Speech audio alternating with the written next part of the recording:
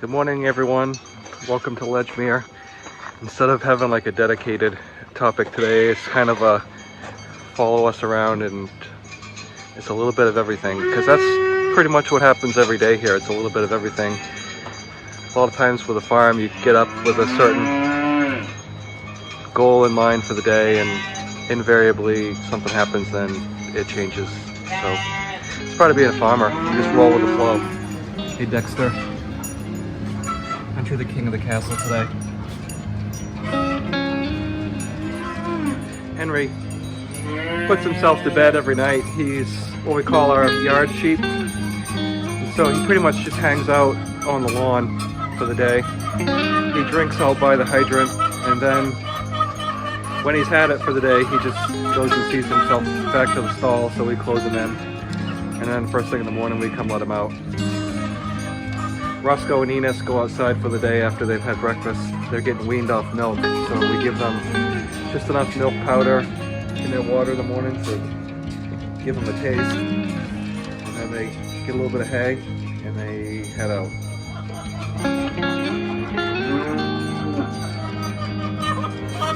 The chickens go out last, because what'll happen, if I let the chickens out, they beeline over here to the feed room, and they get in the cat food and everything else. Speaking of cats, there's Dexter, aka Turtle.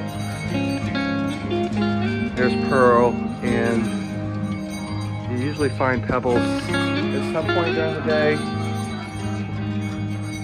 but they're looking for a snack. Here's all the cows. It's always a muck hole right here. It doesn't matter how often I clean it out. They hang out here, and so it's always just a mess. We've had pretty heavy rain. You can see my road got washed out. A lot of it went down here in the field, and they washed the road down there. The driveway got washed out a little bit yesterday. Here in Maine, we're on schedule to have the wettest July on record, and it's probably going to get broken this week because we're getting more rain. The wettest July on record was in 1915, and 2021 is number 2. They say they're going to break that record this week because we're getting more rain. So they had thunderstorms all night yesterday, had thunderstorms yesterday. It's been raining non-stop here. Thankfully all the hay's in, and so the gardens are doing well, and the pastures are all coming back very nicely. The summer flowers are in bloom, the bees have all those, and so we'll take around and show you a few things.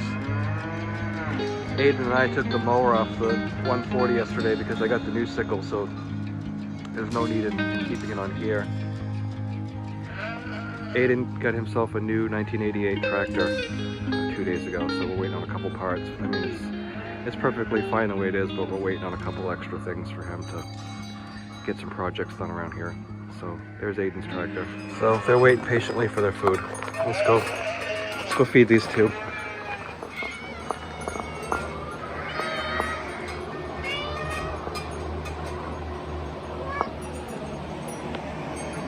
A lot of times you can find Pebbles up there in the hay somewhere. The grain truck will be here, well, anytime. They usually come in the morning. And I gotta find my buckets. So here in my grain room, I've got this 1,000-pound tote, and this is corn and oats. So these are milled at my sister and brother-in-law's farm 2 miles away. Also, they're grown on their farm and milled right there. So what I do is I mix this in at about a 50-50 ratio with my sheep grains, and so I'm talking about $175 here for 1,000 pounds, which is considerably less than what it would cost you to buy. I only buy Pool and Grain, which is milled locally in Newport, Vermont, about 4 hours away. I've had really good luck with it. I've bought grains from other places, and so I won't mention the grains, but I've bought considerable amounts of grain from 2 other companies, and it's always got mold in it. So Pool and Grain has just always been a high quality grain, and you pay a little bit more for it, but paying less for a grain that is either moldy and you have to throw it out, or just is lower quality, with a lot of bakery byproducts to me is not a good investment. So here, what I'll typically do is I'll put a little bit in here, but I'll take the scoop, and when I mix it out, I use just a regular stainless steel bucket. So I'll fill half and half with the sweet feed and half with corn notes, and then just kind of mix it up with my hand and then feed that out. So we talk about giving molasses to wethers, which we try not to do. Sometimes I'll use a little bit of this molasses here for the ewes, and you know, sometimes a lamb I'll give them just a little snack roll here. But typically we don't give out a lot of molasses.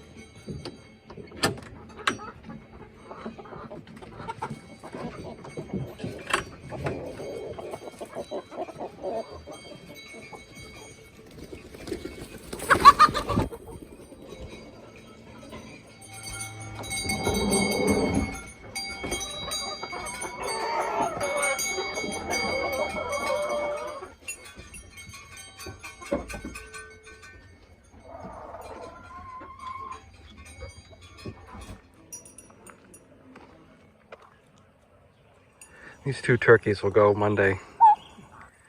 There were 3, but she committed suicide. Somehow she got in the dog fence out back and ran across with some baby chicks. My dog grabbed a handful of turkey, or a mouthful of turkey, and that was the end of that one. So now I have 2.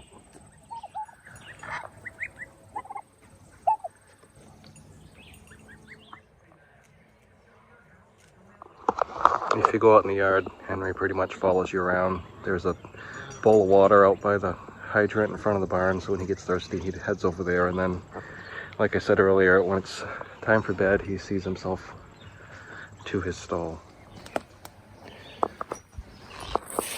That looks like a pretty big cucumber right there. I might want to eat that one today. There's some big ones out here. Tomatoes, kale. Some of the weeds have come through the mulch, so I'll have to take care of those. Cherry tomatoes. Got some peppers in here.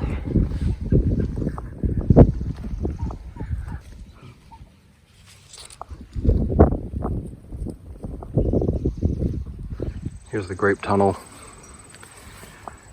Grapes are doing really well, with lots of them. All the bees.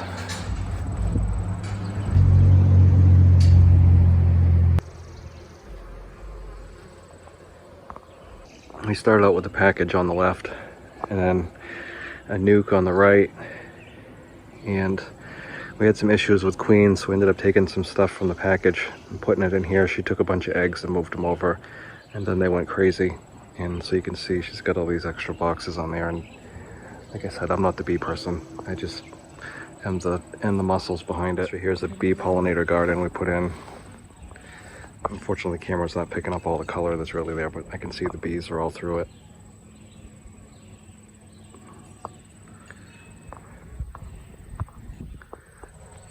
So it's all wildflowers. And you got the apple trees, the big ones. There's 1, 2, and then there's one over there. There's 3 more down by the pond that we take care of. 1, 2, we've got 3 pear trees here that produce an abundance of pears.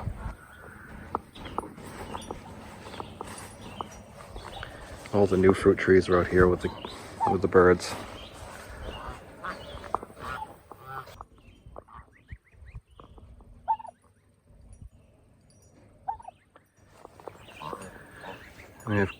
quite a few peaches this year.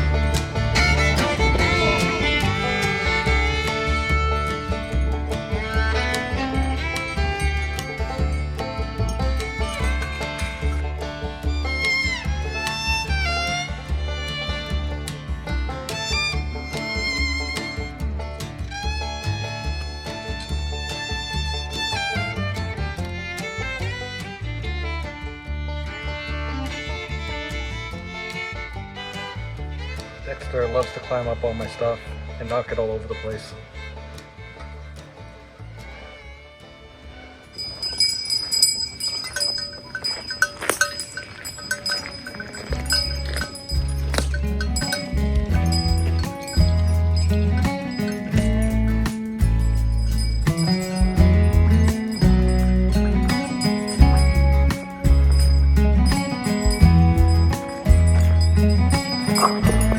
When I reseed any areas on my property, I always buy pasture mix. So I've got like field radishes, brassicas, clover, timothy, alfalfa, white clover, everything that's delicious. So even your lawn can be pasture.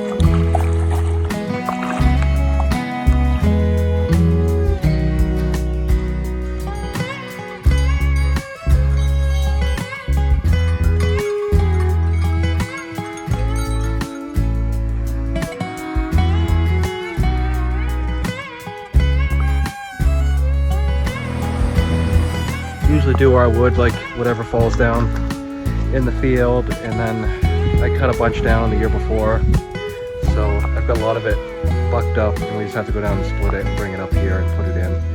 And so we usually do like, sometimes I'll put the trailer on and we'll get one load with the gator and trailer, and sometimes we'll haul 2 or 3, but we don't usually get too hot and heavy about putting wood in, because it just take it slow and easy and it all works out. Anyway, I hope this has been mildly entertaining for you, and I'll talk to you again soon. Thanks for watching.